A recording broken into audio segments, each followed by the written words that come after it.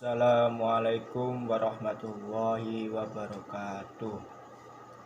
Alhamdulillahirabbil alamin wa bihi nasta'inu ala umuri dunya waddin. Sayyidina wa maulana Muhammadin wa ala alihi wa sahbihi ajmain, amma ba'du. Yang terhormat kepada Ibu dosen selaku MK Manajemen BK, Ibu Aragares Uke MPD, dan saya hormati kepada sahabat-sahabat seangkatan.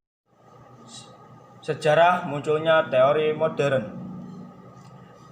Pada perkembangan peradaban manusia, ilmu terbagi dalam 3 kelompok besar, yaitu yang pertama, ilmu eksakta, yaitu ilmu yang mempelajari setiap atau seluruh gejala, bentuk, dan eksistensinya yang erat hubungannya dengan alam dan isinya secara universal, mempunyai sifat yang pasti serta tidak dipisahkan oleh ruang dan waktu. Semisal fisika, kimia, biologi, menyangkut waktu. Yang kedua, ilmu sosial atau non-eksakta, yaitu ilmu yang mempelajari seluruh gejala manusia dan eksistensinya dalam hubungannya setiap aspek kehidupan yang terjadi dalam kehidupan masyarakat. Semisal ekonomi, psikologi, hukum, seperti itu. Yang terakhir, ilmu humaniora, yaitu kumpulan pengetahuan yang erat hubungannya dengan seni. Misal seni tari, lukis, sastra, suara, dan seperti itu. Ilmu manajemen merupakan salah satu ilmu sosial yang mulai berkembang tahun 1800. Dengan aliran ini dan teori klasik yang pertama kali muncul, berkembangnya teori klasik dengan banyak tokoh dan pandangan masih memunculkan ketidakpuasan bagi sekelompok dan tokoh yang lain, sehingga muncul aliran atau teori baru, yaitu non-klasik, neoklasik.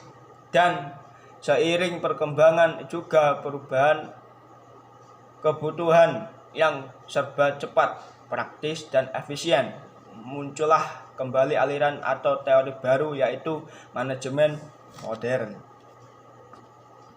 Yang selanjutnya, pengertian manajemen modern. Manajemen modern adalah manajemen yang pada periodenya ditandai dengan sudah dipelajari manajemen sebagai ilmu yang mempunyai dasar-dasar logika ilmiah, sehingga banyak melibatkan ahli manajemen maupun ahli ekonomi untuk melakukan penelitian tentang manajemen yang menghasilkan berbagai teori maupun aliran manajemen. Dan manajemen modern dalam mengembangkannya dibagi menjadi 2. Pertama, aliran hubungan manusiawi, perilaku organisasi. Dan kedua, berdasar pada manajemen ilmiah atau manajemen operasi. Dan manajemen menurut para ahli, yaitu ada 2. Thomas Nelson.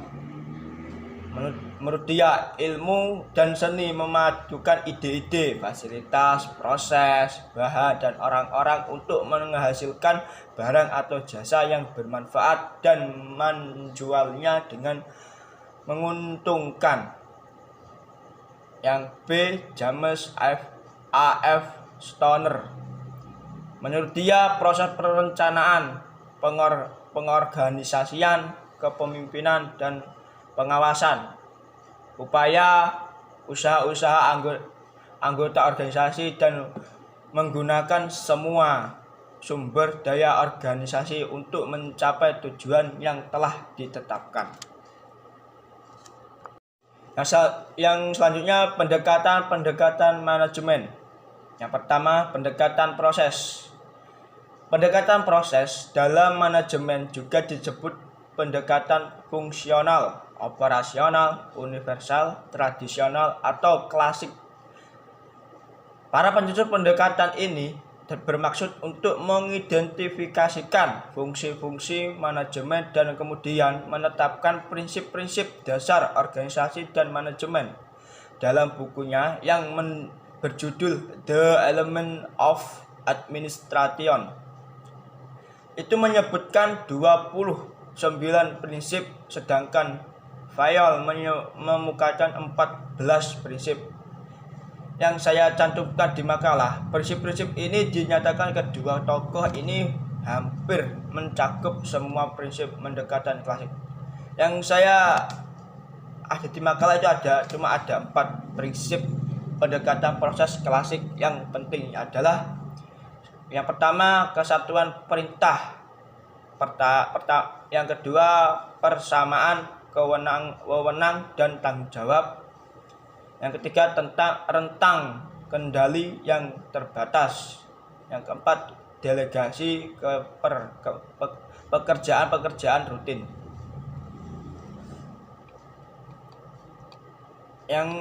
Yang B, pendekatan keperilakuan. Pendekatan ini muncul karena terhadap pendekatan klasik. Pendekatan ini sering disebut pendekatan hubungan manusiawi, mengemukakan bahwa pendekatan klasik tidak sepenuhnya menghasilkan efisiensi, produksi, dan keharmonisan kerja karena mengabaikan faktor perilaku masing-masing individu yang berbeda-beda. Dalam mengorganisasi, pendekatan keperilakuan menekankan pentingnya kooperasi dan moral karyawan. Yang selanjutnya yang C, pendekatan kuantitatif. Pendekatan kuantitatif sering dinyatakan dengan istilah manajemen exchange atau opportunity research yang disingkat OR. Pendekatan ini terutama memandang manajemen dari perspektif model-model matematis dan proses-proses. Pendekatan kuantitatif, masalah-masalah manajemen dapat dirumuskan dan dijabarkan dalam berbagai bentuk model matematis dan kemudian dianalisa serta dipecahkan dengan menggunakan berbagai teknik atau metode kuantitatif untuk memperoleh hasil optimum. Jadi pendekatan ini menganalisa tentang masalah manajemen secara logis dan mengembangkan berbagai alternatif keputusan pemecahannya. Itu. Yang D, pendekatan sistem, merupakan pendekatan yang ditetapkan paling akhir dan dapat dipahami dengan sudut pandang teori sistem umum atau analisa sistem. Jadi pendekatan sistem terutama menekankan saling ketergantungan dan keterkaitan bagian-bagian organisasi sebagai keseluruhan, memberikan kepada manajemen secara memandang organisasi sebagai keseluruhan dan sebagai bagian lingkungan eksternal yang lebih luas di masyarakat. Yang terakhir, pendekatan situasional. Pendekatan ini muncul karena ketidakpuasan atas tanggapan keuniversalan dan kebutuhan memasukkan berbagai variabel lingkungan ke dalam teori dan praktek manajemen menggunakan hubungan-hubungan fungsional bila maka di mana contoh menunjukkan variabel-variabel lingkungan tersendiri atas konsep-konsep dan teknik-teknik manajemen yang mengarahkan ke pencapaian tujuan organisasi.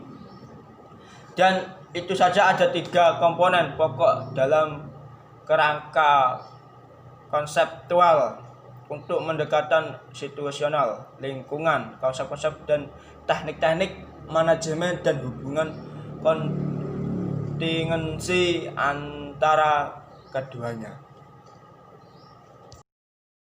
Terakhir, teori manajemen modern. Kata manajemen berasal dari bahasa Prancis kuno manajemen yang memiliki arti seni, pelaksanaan, melaksanakan, dan mengatur. Mendefinisikan manajemen sebagai sebuah proses perencanaan, pengorganisasian, pengkoordinasian, dan pengontrolan sumber daya untuk mencapai sasaran secara efektif dan efisien. Efektif berarti bahwa tujuan dapat dicapai sesuai dengan perencanaan, sementara efisien berarti bahwa tugas yang ada dilaksanakan secara benar, terorganisir, dan sesuai dengan jadwal. Teori modern mengemukakan bahwa organisasi bukanlah suatu sistem tertutup yang berkaitan dengan lingkungan yang stabil, tetapi keorganisasi adalah suatu sistem terbuka yang harus menyesuaikan diri dengan perubahan-perubahan lingkungannya. Dan teori ini